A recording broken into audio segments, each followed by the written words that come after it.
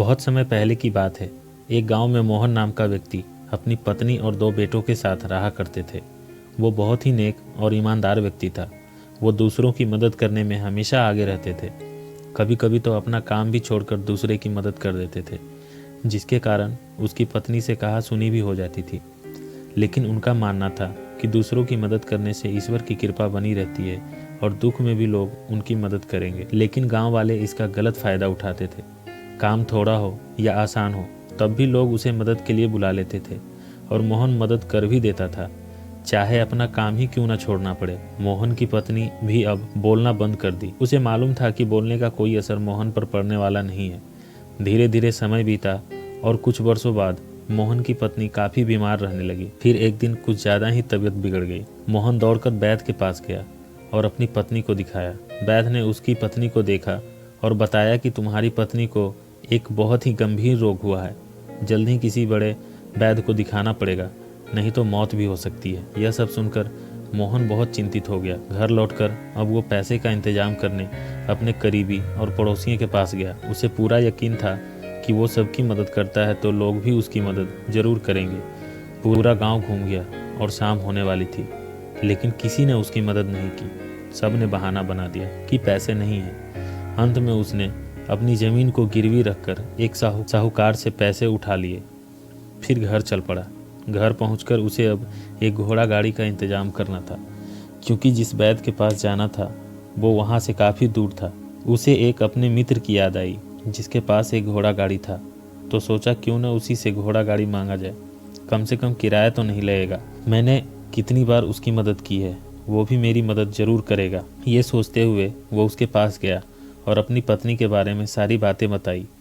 उसका दोस्त बहुत ही चालाक और लोभी था। वो मुफ्त में तो अपने किसी परिवार को एक फूटी कौड़ी भी ना दे। फिर उसने बोला, क्या बताऊं मित्र, मेरा घोड़ा काफ़ी दिनों से बीमार है और कम खाने पीने की वजह से बहुत कमज़ोर भी हो गया है। इसलिए मैं उसको वैद्य के पास ही इलाज के लिए छोड़ आया हूँ। चाहे तो देख लो, घोड़ा यहाँ नहीं है। यह सुनकर मोहन बहुत उदास हो गया और बोला, कोई बात नहीं मित्र, कहकर वो वापस घर लौटने लगा। तभी रास्ते में उसे उसकी मित्र का ही घोड़ा गाड़ी दिखाई पड़ गई, जिस पर एक व्यापारी अनाज के बोरे लादे चला आ रहा था। यह देखकर मोहन समझ गया कि वो झूठ बोला और मेरी मदद नहीं की। मोहन अंदर से काफ़ी टूट चुका था और मन ही मन ये सोच रहा था कि जिसे मैंने अपना सबसे अच्छा मित्र समझा, वो भी मेरी मदद नहीं की। मैंने कभी इसकी बात नहीं टाली। एक बार जब ये नहीं था तो इसकी बेटी का इलाज मैंने करवाया और दिन रात उसके पास रहकर उसकी सेवा की। भगवान हमेशा अच्छे लोगों के साथ ही बुरा क्यों करता है? मोहन के सारे भ्रम टूट चुके थे। अब उसे लगने लगा था कि जो बुरे लोग होते हैं वही फलते फूलते हैं और अच्छे लोग हमेशा दुखी रहते हैं। यही सब सोचते सोचते वो ज़मीन पर लेटे लेटे सो गया।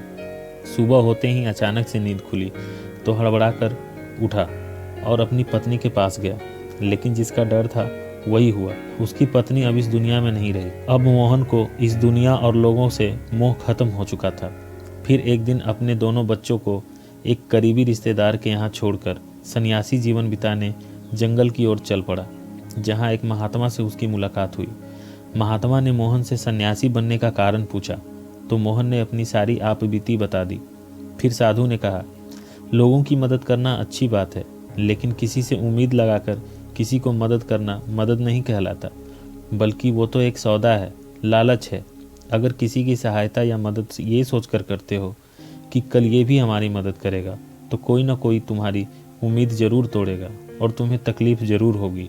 मदद तो निस्वार्थ दिल से किया जाता है, बिना किसी उम्मीद के। इसी प्रकार तुम दुनिया से दुखी होकर सन्यासी बनने को सोचा है, न कि परमात्मा की खोज में। जब तक तुम्हें परमात्मा में पूर्ण विश्वास या आस्था नहीं होगी, जब तक इसका अनुभव नहीं कर पाओगे और यहाँ भी दुखी ही रहोगे। इसलिए तुम वापस जाओ और अपने कर्तव्य का पालन करो। जब तुम्हारा कर्तव्य पूरा परमात्मा पर आस्था हो जाए, तब सन्यासी बनने परमात्मा के शरण में आ जाना। अब मोहन को उस साधु की बात समझ में आ गई और उन्हें प्रणाम करके वापस अपने घर आ गया और फिर से अपने दोनों बच्चों के साथ एक नया जीवन, एक नई सोच के साथ शुरू कर दी।